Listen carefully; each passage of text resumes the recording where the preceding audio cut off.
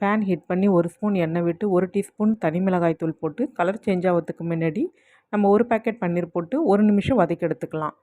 இப்போ இன்னொரு pan heat பண்ணி 2 ஸ்பூன் எண்ணெய் விட்டு 1 ஸ்பூன் பட்டர் ஆட் பண்ணி ஒரு பட்டை 2 லவங்கம் 1 ஏலக்காய் பிரிஞ்சி இலை சின்னதாக கட் பண்ண பெரிய வெங்காயம் 1 நல்லா வதங்கினது 1 ஸ்பூன் இஞ்சி பூண்டு விழுது போட்டு அதையும் சேர்த்து நல்லா வதக்கிட்டு அரைச்ச தக்காளி விழுதையும் சேர்த்து நல்லா வதக்கிக்குங்க.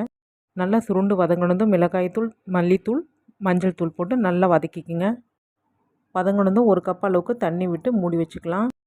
ஓப்பன் பண்ணி 1 டீஸ்பூன் கரம் மசாலா தூள் போட்டு அது 1 நிமிஷம் கொதிக்க விடுங்க.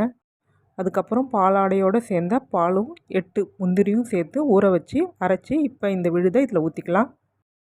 நல்லா கொதித்து எண்ணெய் பிரிஞ்சு வந்த பிறகு ஏற்கனவே ரெடி பண்ணி வச்சுருக்க பன்னீர் இதில் நம்ம ஆட் பண்ணிக்கலாம். இது 1 நிமிஷம் கொதித்து வந்த பிறகு நம்ம ஆஃப் பண்ணிக்கலாம். ரொம்ப ஈஸியான பன்னீர் பட்டர் மசாலா ரெடி ஆகிடுச்சுங்க. இது சப்பாத்தியோட பூரியோடு சாதத்தோடு சேர்த்து சாப்பிட்றப்போ ரொம்ப நல்லாயிருக்கும். எல்லோரும் ட்ரை பண்ணுங்கள்.